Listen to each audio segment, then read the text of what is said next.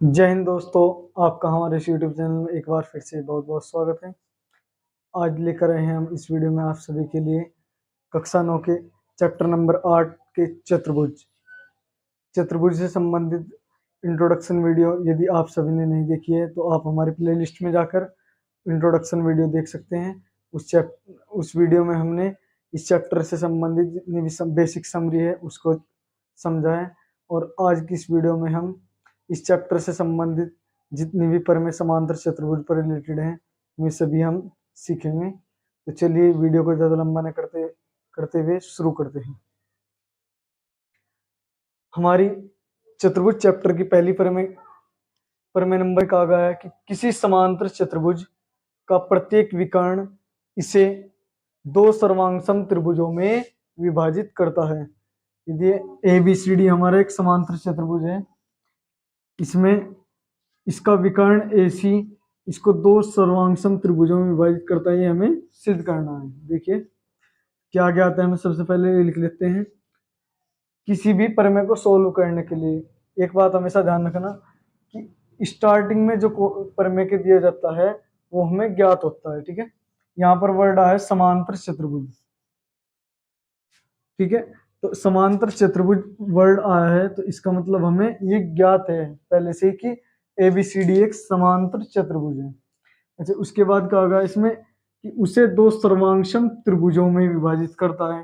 तो ये हमें सिद्ध करना है कि क्या करना है, सर्वांगसम त्रिभुज बने हैं इसके विकर्ण से दो, ABC और ADC। ठीक है, तो क्या आता है हमें, ABCD एक समांतर चतुर्भुज है। ABCD एक समांतर चतुर्भुज है। अच्छा, जब ABCD एक समांतर चतुर्भुज है तो हम कह सकते हैं AB समांतर DC और BC समांतर AD, अर्थात AB समांतर DC व BC समांतर AD। ठीक है, साथ ही AC इसका समांतर चतुर्भुज का विकर्ण है भी लिख सकते हैं हम, तथा AC चतुर्भुज का विकर्ण है। क्या है, विकर्ण है इसको। अब हमें सिद्ध करना है, ये हेडिंग लिखेंगे कि क्या सिद्ध करना है। सिद्ध करना है हमें जो विकर्ण के कारण दो त्रिभुज बने हैं कि सर्वांगसम है। त्रिभुज ABC सर्वांगसम त्रिभुज ADC, ये हमें सर्वांगसम सिद्ध करने हैं। तो चलिए उत्पत्ति करते हैं इसकी। उत्पत्ति में लिखते हैं, चूंकि ABCD एक समांतर चतुर्भुज है, एक समांतर चतुर्भुज है। ठीक है, हमें पता है कि ABCD एक समांतर चतुर्भुज है, इसीलिए AB समांतर DC ये लिख सकते हैं हम, या ब्रैकेट में लिख सकते हैं कि ये ज्ञात है हमें, साथ ही हमें ज्ञात भी है। अच्छा, विकर्ण AC के कारण कोण A जो है दो भागों में विभाजित हो चुका है। इसको हम नाम देते हैं कि ये कोण 1 है और ये कोण 2 है। इसी तरह से कोण C भी दो भागों में विभाजित हुआ है, इसको भी नाम दे सकते हैं हम। ये कोण 3 है, ये कोण 4 हुआ, इनको भी नाम देते हैं। ये 5 है, ये 6, मैंने इनको नाम दे दिए, नंबरिंग कर दी इनकी। ठीक है, इससे हमारे समझने में थोड़ा आसानी होगी। अच्छा, AB और DC जब समांतर हैं तो कोण 1 कोण 4 का एकांतर कोण होगा। ध्यान से देखिए, ये दोनों हमारी समांतर रेखाएं हैं और एक त्रियक रेखा AC ने इसको काटा है। तो यहाँ पर ये कोण 4 बनना है हमारा और यहाँ पर कोण 1 बनना है। तो ये हमारे एकांतर कोण हुए हैं, इसीलिए हम कह सकते हैं कि कोण 4 बराबर होगा कोण 1, चूंकि एकांतर कोण है। कैसे कोण है, एकांतर कोण है।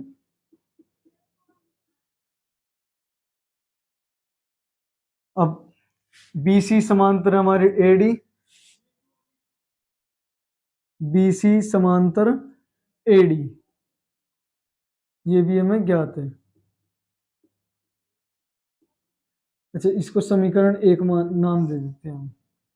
जब BC और AD समांतर है तो इसके लिए भी देखिए कि BC और AD, ये हमारी DAAD बोल देंगे इसको, और इसको BC। थोड़ा सा देखना ध्यान से, एक तिर्यक रेखा ऐसे काटती है इसको, तिर्यक रेखा ने काटा इसको, तो ये कोण यहाँ पे कोण 2 बनना है हमारा, और ये कोण हमारा कोण 3 बनना है। कोण 2 कोण 3 का एकांतर कोण होगा हमारा, तो कोण 2 बराबर कोण 3, जो कि एकांतर कोण है। कैसे कोण है हमारे? एकांतर कोण। समीकरण 2 हो गई हमारी। अच्छा, दोनों ही त्रिभुजों में AC हमारा कॉमन आ रहा है, तो हम लिख सकते हैं AC बराबर AC, ये है हमारा उभयनिष्ठ। क्या हुआ है? उभयनिष्ठ कॉमन हो गया है हमारा। इसको समीकरण 3 बोल देंगे हम। तो देखिए, दोनों त्रिभुजों में हमारे दो कोण बराबर हो गए हैं, समीकरण 1 और समीकरण 2 में, और एक भुजा कॉमन हो चुकी है हमारी, बराबर हो चुकी है, अर्थात हम कह सकते हैं तो दो कोण एक भुजा हम इसलिए बोल सकते हैं, इसीलिए एंगल साइड एंगल से त्रिभुज ABC सर्वांगसम त्रिभुज ADC, और यही हमें सिद्ध करना था कि ये दोनों त्रिभुज आपस में सर्वांगसम है। ठीक है, ये हमने सिद्ध कर दिया है। प्रमेय नंबर 1 हमारी कंप्लीट हो गई। चलिए दोस्तों, अब चतुर्भुज चैप्टर की प्रमेय नंबर 2 पर चलते हैं। प्रमेय नंबर 2 को पढ़ देते हैं हम। एक समांतर चतुर्भुज में सम्मुख भुजाएं बराबर होती हैं। इस प्रमेय में हमें बिल्कुल भी कोई भी चेंज नहीं करना है, जो हमने पहली प्रमेय की है। थोड़ा हम माइनर सा चेंज आएगा, उस बिल्कुल एज इट इज पहली प्रमेय ही हमको इसमें नोट कर देनी है, क्योंकि उसी से ही हमारी दूसरी प्रमेय भी सिद्ध हो जाएगी। देखिए, पहली प्रमेय में भी कहा गया था कि एक समांतर चतुर्भुज, अर्थात ABCD हम कह सकते हैं कि एक समांतर चतुर्भुज है, जिसमें AB और DC समांतर हैं, BC AD के समांतर है, AC चतुर्भुज का विकर्ण है।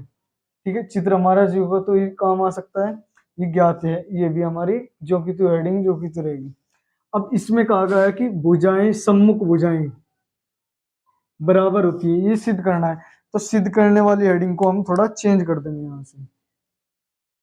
तो सम्मुख भुजाएं कौन सी है हमारी? AB और DC। हमें सिद्ध करना है AB बराबर DC व BC बराबर AD, BC बराबर AD। ये सिद्ध करने वाली हेडिंग हमने ये चेंज की है बस। अब इनको सिद्ध करने के लिए हमें पहले दोनों त्रिभुज ABC और त्रिभुज ADC सर्वांगसम दिखाने होंगे, तभी हम सिद्ध कर पाएंगे कि AB और DC बराबर है। तो पहली प्रमेय ज्यों की त्यों रहेगी हमारी। देखिए, चूंकि चतुर्भुज ABCD एक समांतर चतुर्भुज है हमारा, जिसमें AB और DC समांतर हैं, कोण 4 हमारा कोण 1 के समांतर था, और BC समांतर AD, ये भी हमें ज्ञात है। तो इसी तरह से कोण 2 कोण 3 के समांतर हो जाएगा, एकांतर कोण हो जाएगा, सॉरी, कोण 2 कोण 3 का एकांतर कोण हो जाएगा। AC इनमें उभयनिष्ठ थी हमारी भुजा, तो हम कह सकते हैं एंगल साइड एंगल से त्रिभुज ABC सर्वांगसम त्रिभुज ADC। ठीक है, ये हमारा सर्वांगसम हो गए हैं, तो इसीलिए हम कह सकते हैं कि AB बराबर DC। क्यों? CPCT से लिख सकते हैं, CPCT से सर्वांग त्रिभुज की सर्वांग समता कसौटी का प्रयोग किया हमने। त्रिभुज की सर्वांग समता कसौटी कहती है कि यदि त्रिभुज सर्वांग सम है तो उनके संगत भाग भी बराबर होंगे। तो AB DC के बराबर बोल सकते हैं हम, BC AD के बराबर। ठीक है, इसमें बस ये हमें थोड़ा ये एक्स्ट्रा लिखना था, ये हमारी दूसरी प्रमेय भी सिद्ध हो गई है। पहली प्रमेय का ही इस्तेमाल कर हमने दूसरी प्रमेय भी सीख ली है। चलिए दोस्तों, अब प्रमेय नंबर 3 पर आते हैं।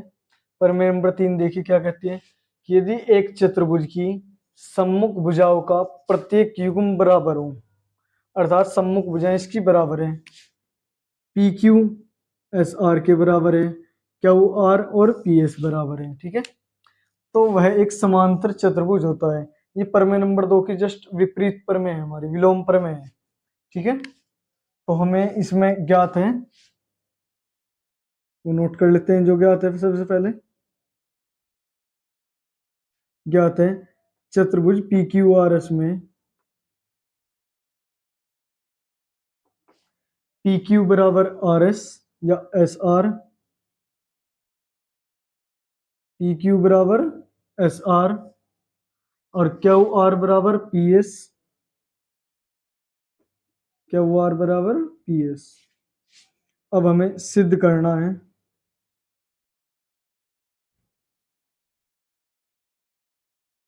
सिद्ध करना है, क्या सिद्ध करना है कि यह एक समांतर चतुर्भुज होता है, अर्थात चतुर्भुज P Q R S, P Q R S एक समांतर चतुर्भुज है, समांतर चतुर्भुज है, अर्थात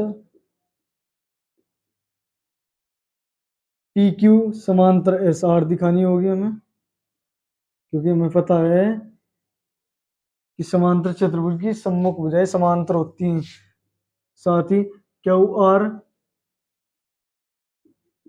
पी एस के समांतर दिखानी होगी, ठीक है। तो इसके लिए हम एक रचना कर लेते हैं, एक विकर्ण खींचते हैं इसका पी आर, पी आर एक विकर्ण खींच लेते हैं इसको। रचना करने पर रचना में हमने विकर्ण पी आर खींचा, ठीक है, विकर्ण पी आर खींचा। अब इससे क्या फायदा होगा हमें, इससे फायदा ये होगा हम प्रमेय लगा सकते हैं इन दो त्रिभुजों के अंदर, सर्वांग सम त्रिभुजों की प्रमेय का इस्तेमाल कर हम इन दोनों को समांतर सिद्ध कर सकते हैं, अर्थात इस चतुर्भुज पी क्यू आर एस को समांतर सिद्ध कर सकते हैं उसकी हेल्प से। तो देखिए पी क्यू आर और पी एस आर दो त्रिभुज हमारे निर्मित हो गए हैं इस विकर्ण के कारण, जिसमें एस आर हमारा पी क्यू के बराबर हो गया है, पी एस क्यू आर के बराबर हो गया, दो भुजाएं बराबर हो गई हैं हमारी दोनों त्रिभुजों की। और साथ ही पी आर दोनों त्रिभुजों में हमारा कॉमन है, तीसरी भुजा भी कॉमन हो गई है। तो इस प्रकार ये दोनों त्रिभुज हमारे कैसे हो गए, एस एस एस से भुजा भुजा नियम से ये दोनों त्रिभुज सर्वांग समसिद्ध हो गए हैं हमारे। चलिए देखिए उत्पत्ति में करते हैं।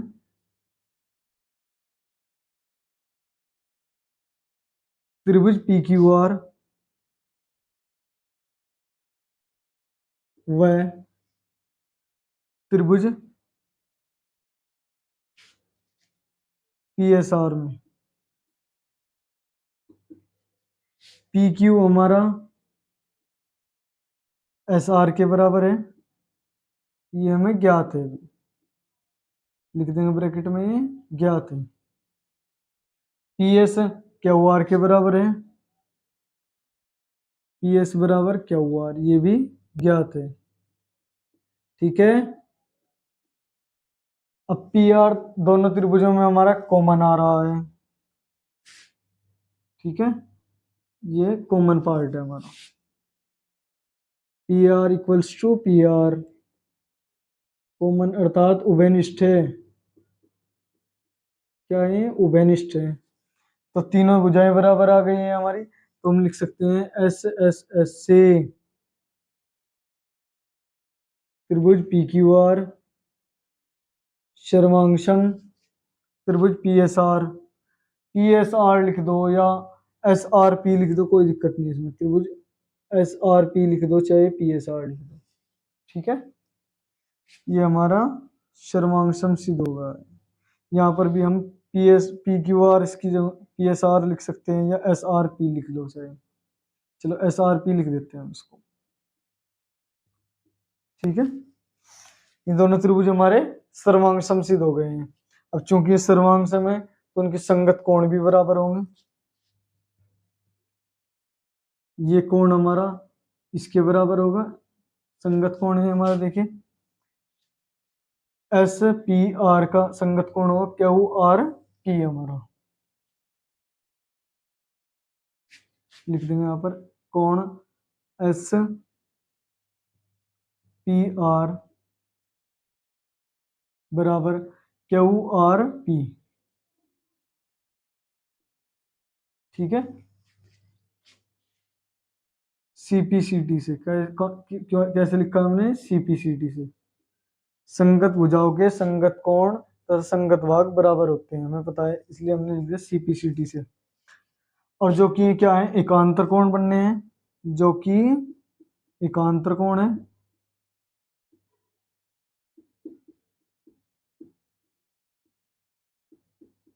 ये एकांतर कोण है हमारे। और एकांतर कोण केवल तभी बराबर होते हैं जब हमारी दी गई भुजाएं समांतर हो, समांतर भुजाओं सॉरी जब हमारी समांतर रेखाओं को कोई त्रियक रेखा काटे तभी एकांतर कोण हमारे बराबर होते हैं। तो हाँ, इसलिए हम कह सकते हैं कि पी एस और क्यू आर दोनों समांतर हैं, इसीलिए पी एस समांतर क्यू आर। इसी प्रकार हम लिख सकते हैं, इसी प्रकार पी क्यू समांतर एस आर। ठीक है, तो अतः चतुर्भुज पी क्यू आर एस,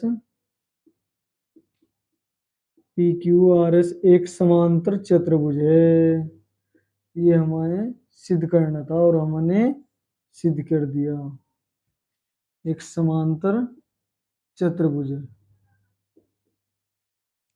ठीक है, यही हमें सिद्ध करना था। आप एक बार और रिवाइज कर लेते हैं, रिवाइज करा देता हूं मैं।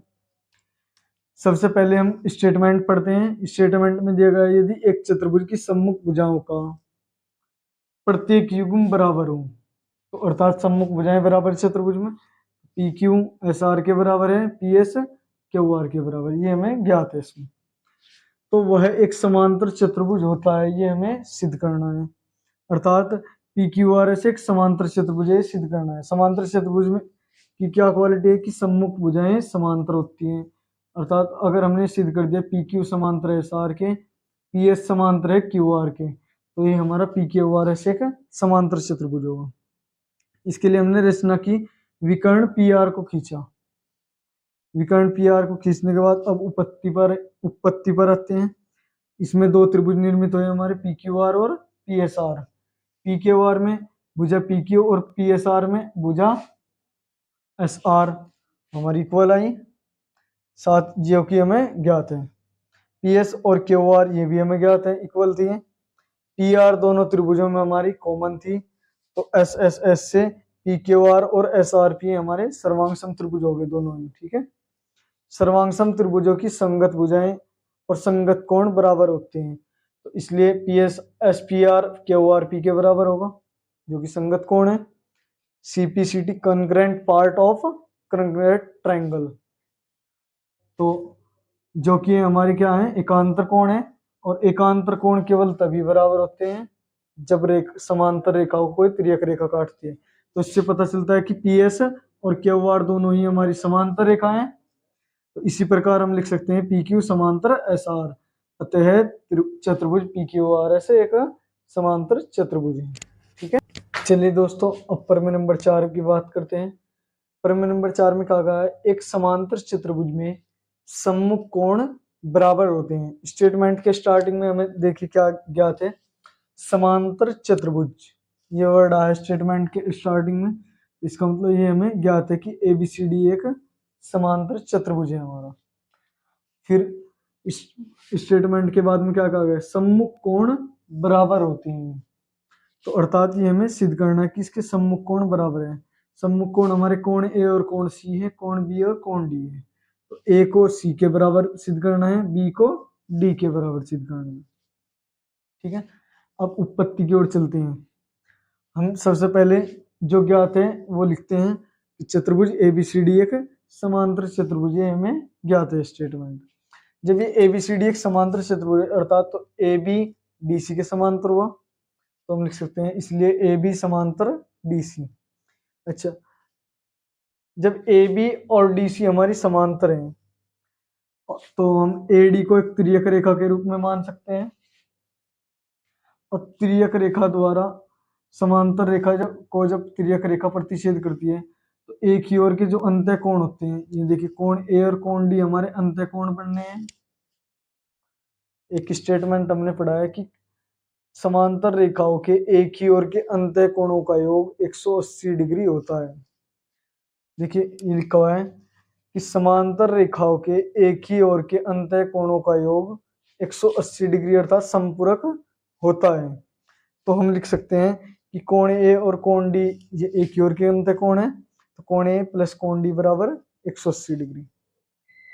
इसी प्रकार हम कह सकते हैं BC समांतर AD, कि BC और AD समांतर है। चूंकि हमारा ABCD एक समांतर चतुर्भुज है तो ये भी सम्मुख भुजाएं समांतर होंगी इसकी। तो इसमें हम कह सकते हैं कि कोण A और कोण B एक ही ओर के अंतः कोण है। AD और BC में AB दोनों क्रमागत कोण है दोनों में, ठीक है, क्रमागत और अंतः कोण है, तो अंतः कोणों का योग 180 डिग्री होगा। इसी प्रकार तो समीकरण और एक समीकरण 2 में दाएं पक्ष हमारे बराबर है तो बाएं पक्ष भी बराबर होंगे, तो हमने समीकरण 1 और 2 का इस्तेमाल करते हुए बाएं पक्ष को दूसरे बाएं पक्ष के बराबर रखा है। कोण ए को हम बाएं साइड लिए, लेफ्ट साइड लिए कोण ए को, तो ये प्लस था तो ये माइनस हो गया, माइनस से ए से प्लस का ए कैंसिल हो गया, तो कोण डी कोण बी के इक्वल सिद्ध हो गया हमारा। तो इसी प्रकार हम कह सकते हैं कोण ए इक्वल्स टू कोण सी। ये हमारी प्रमेय नंबर 4 सिद्ध हो गई। चलिए दोस्तों अब प्रमेय नंबर 5 पर आते हैं। प्रमेय नंबर 5 को एक बार पढ़ देते हैं कि क्या कहा गया है। प्रमेय नंबर 5 में हमें कहा गया है यदि एक चतुर्भुज में सम्मुख कोणों का प्रत्येक युग्म बराबर हो, अर्थात इसमें हमें सम्मुख कोणों का जोड़ा प्रत्येक युग्म अर्थात प्रत्येक जोड़ा बराबर दिया गया है, यानी कि कोण P कोण R के बराबर दिया गया है, कोण S कोण Q के बराबर दिया गया है। तो ये चीज हमें ज्ञात है कि चतुर्भुज PQRS में सम्मुख कोणों का प्रत्येक युग्म बराबर है, अर्थात हम कह सकते हैं कोण P कोण R के बराबर, कोण Q कोण S के बराबर है। अब एंड की लाइन क्या है हमारे स्टेटमेंट की कि तो वह एक समांतर चतुर्भुज होता है, अर्थात बाद में हमें क्या कहा गया, समांतर चतुर्भुज। ये इसका मतलब हमें सिद्ध करना है कि चतुर्भुज PQRS एक समांतर चतुर्भुज है। चलिए अब उत्पत्ति की ओर चलते हैं इसकी। कोण P कोण R के इक्वल ये हमें दिया गया है, देखिए सम्मुख कोण है ये हमें ज्ञात है। कोण Q कोण S के इक्वल है ये भी हमें ज्ञात है। सम्मुख कोण है कोण Q और कोण S, समीकरण 1 और समीकरण 2 हो गई हमारी, ठीक है। अब हम जानते हैं कि चतुर्भुज के चारों अंतः कोणों का योग 360 डिग्री होता है। यदि किसी ने हमारी इंट्रोडक्शन वीडियो नहीं देखी तो हमने इस इंट्रोडक्शन वीडियो में ये भी सिद्ध किया है कि चतुर्भुज के चारों कोणों का योग 360 डिग्री कैसे होता है, वो आप देख सकते हैं, उसमें पूरी डिटेल से हमने इसमें इसे सिद्ध किया है। अब देखिए चारों कोणों का योग 360 डिग्री होता है, तो चार कोण है PQRS, तो हम चारों को प्लस करके लिख देंगे बराबर में 360 डिग्री। समीकरण 1 और समीकरण 2 से हमने यहाँ से हमने P बराबर R अर्थात P का मान रखा है और Q का मान S रखा है। P के स्थान पर हमारा R आ गया है, Q के स्थान पर S आ गया है, तो कोण R प्लस कोण S बराबर 360 ही है हमारा। कोण R भी 2 बार आ गया है, S भी 2 बार, तो हमने 2 कॉमन ले लिया है। कोण R प्लस कोण S बराबर 360 डिग्री। अब ये दो जो हमारा गुणा में था ये बटे में चला गया है, 360 के 2 से 360 को कैंसिल किया तो 180 आ गया। कोण R प्लस कोण S, कोण R और कोण S 180 आ गया इनका योग। अब देखिए R और S दोनों PS और QR भुजा के बीच एक त्रियक रेखा SR पर बने हुए हैं। ये कोण ये भुजा हमारी S और P और ये Q और R है, और इनको एक त्रियक रेखा SR ने प्रतिच्छेद किया, ठीक है, प्रतिच्छेद किया और दोनों ही अंतः कोण बनाए हैं इन्होंने। इस रेखा ने इन दोनों भुजाओं के दोनों रेखाओं के बीच अंतः कोण बनाए हैं, और इन अंतःकोण कोण एस और कोण आर का योग हमें मिला है 180 डिग्री। और जो कि हमें पता है कि रेखा पी एस और क्यू एस के बीच तिर्यक रेखा एस आर द्वारा बने एक ही ओर के अंतःकोण है हमारे, जो भी मैंने स्टेटमेंट अभी यहाँ पे समझा है। अब हम जानते हैं कि यदि कोई तिर्यक रेखा दो रेखाओं को, ये पी एस और क्यू आर, इसमें बात ध्यान रखना है थोड़ा, इस प्रकार प्रतिच्छेद करे कि एक ही ओर के अंतःकोणों का योग संपूरक हो। अर्थात यदि एक ही ओर के जो अंतःकोण है किसी तिर्यक रेखा द्वारा इस तरीके से प्रतिच्छेद की जाती है, कोई दो रेखाएं, कि एक ही ओर के जो अंतःकोण है 180 डिग्री हो जाए, तो इसका मतलब ये दोनों रेखाएं परस्पर समांतर होती हैं। ये हमारी स्टेटमेंट है हमारा, ठीक है। ये एक प्रमेय है हमारी चैप्टर नंबर 6 की। इसलिए इसलिए पी एस और क्यू आर दोनों ही हमारी समांतर रेखाएं होंगी। यहाँ पर बाय मिस्टेक मेरे से गलती से लिखा गया था, तो इसी प्रकार हम कह सकते हैं कि पी क्यू भी एस आर के इक्वल होगी, ठीक है। P Q, sorry equal, P Q और एस आर भी समांतर होंगी, तो हम कह सकते हैं अतः चतुर्भुज पी क्यू आर एस एक समांतर चतुर्भुज है। ये भाई डिटेल इसलिए लिखी है मैंने पहले ये, पर मैं इसलिए सोल्व कर दिया जिससे कि थोड़ा आपका भी टाइम बच सके, वीडियो ज्यादा लंबी नहीं हो, ठीक है। अब हम प्रमेय नंबर 6 की ओर चलेंगे। चलिए दोस्तों, अब प्रमेय नंबर 6 करते हैं हम। प्रमेय नंबर 6 में क्या कहा गया है? समांतर चतुर्भुज के विकर्ण एक दूसरे को समद्विभाजित करते हैं। तो स्टेटमेंट के स्टार्टिंग में हमें क्या दिया गया है कि चतुर्भुज कैसा है? समांतर है। तो इसका मतलब ये हमें ज्ञात है कि एबीसीडी एक समांतर चतुर्भुज है। एबीसीडी मैंने एक समांतर चतुर्भुज बना दिया है जिसके विकर्ण AC व BD है, ठीक है। अच्छा, इन विकर्णों के कारण इसके जो चतुर्भुज के कोण थे ये 8 भाग में बट चुके हैं। देखिए, इस कोण A को कोण 1 और 2 लिख सकते हैं हम। इसको मैंने कोण 3 और कोण 4 नाम दे दिया, इसको 5, इसको 6, इसको 7 और इसको 8, ठीक है, सुविधा के लिए, जिससे कि हमारी प्रमेय थोड़ी सोल्व करने में आसान हो जाए। अच्छा, सिद्ध करना है हमें, क्या कहा गया है बाद में स्टेटमेंट के, कि विकर्ण जो है एक दूसरे को समद्विभाजित करते हैं। विकर्ण समद्विभाजित करते हैं अर्थात AP बराबर PC सिद्ध करना है, PB और PD बराबर दिखाना है हमें। AP PC के बराबर और PB PD के बराबर दिखाना है, ठीक है। तो उत्पत्ति पर चलते हैं। त्रिभुज APB, हमने एक त्रिभुज APB ये लिया है और त्रिभुज CPD एक ये लिया है। इन दोनों त्रिभुजों को उठाया हमने। AB और DC हमारे समांतर हैं। क्यों? क्योंकि ABCD हमारा एक समांतर चतुर्भुज है। तो समांतर चतुर्भुज है तो कोण 1 कोण 6 का एकांतर कोण होगा हमारा, कोण 3 कोण 7 का एकांतर कोण होगा, ठीक है। तो ये एकांतर कोण है हमारे, और AB और CD बराबर होंगी हमारी। क्यों? क्योंकि समांतर चतुर्भुज की सम्मुख भुजाएं हमारी बराबर होती हैं। हमने अभी स्टेटमेंट में सिद्ध भी किया है पर में, इसलिए हम कह सकते हैं कि त्रिभुज APB सर्वांग त्रिभुज CPD किस नियम से हुआ है? दो कोण और एक भुजा, एंगल साइड एंगल से लिख सकते हैं हम यहाँ पर। एंगल साइड एंगल से त्रिभुज APB सर्वांग त्रिभुज CPD, सर्वांग त्रिभुजों की संगत भुजाएं बराबर होती हैं, इसलिए AP CP के बराबर होगा और PB CD के बराबर होगा, ठीक है। AP बराबर CP, PB बराबर PD, यही हमें ज्ञात करना था। ये हमारी प्रमेय नंबर 6 कंप्लीट हो चुकी है। चलिए दोस्तों, अब प्रमेय नंबर 7 की ओर चलते हैं, जो कि हमारी इस चैप्टर की लास्ट प्रमेय है। प्रमेय नंबर 7 में कहा गया है, यदि एक चतुर्भुज के विकर्ण एक दूसरे को समद्विभाजित करते हैं तो वह एक समांतर चतुर्भुज होता है। ये प्रमेय नंबर 6 की जस्ट विलोम प्रमेय है। तो इसमें हमें प्रमेय नंबर 7 में विकर्ण एक दूसरे को समद्विभाजित करते हैं, अर्थात AO CO के बराबर दिया गया है, BO DO के बराबर, जो कि प्रमेय नंबर 6 में हमें सिद्ध करना था, इसमें हमें वो ज्ञात है।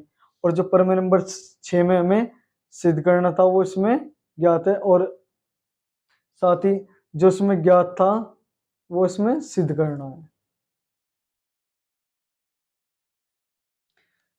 चलिए देखिए, अब क्या ज्ञात है हमें? चतुर्भुज ABCD में AOCO के बराबर, BODO के बराबर है। और सिद्ध करना है हमें ABCD एक समांतर चतुर्भुज है हमारा, अर्थात ABDC के समांतर सिद्ध करना है CD के, BC को AD के बराबर। ये हमारा फिर ABCD एक समांतर चतुर्भुज बन जाएगा। उत्पत्ति में त्रिभुज AOB और COD में बात करते हैं हम। त्रिभुज AOB और COD में देखिए AOCO के बराबर दिया है हमें, BODO के बराबर, दोनों हमें क्या है ज्ञात है। ठीक है,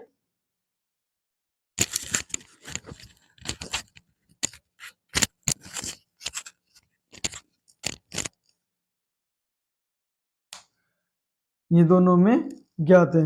अब कोण AOB और कोण DOC दोनों ही क्या है सम्मुख कोण है, अर्थात शीर्षाभूमिक कोण है। तो शीर्षाभूमिक कोण है तो दो भुजाएं और एक कोण हमें बराबर मिल चुका है। तो SAS से हम लिख सकते हैं त्रिभुज AOB और त्रिभुज COD दोनों ही सर्वांगसम है। ठीक है जी, अब हमें पता है कि सर्वांगसम त्रिभुजों के संगत कोण बराबर होते हैं, तो इसलिए हम कह सकते हैं कि कोण BAO बराबर होगा कोण DCO के।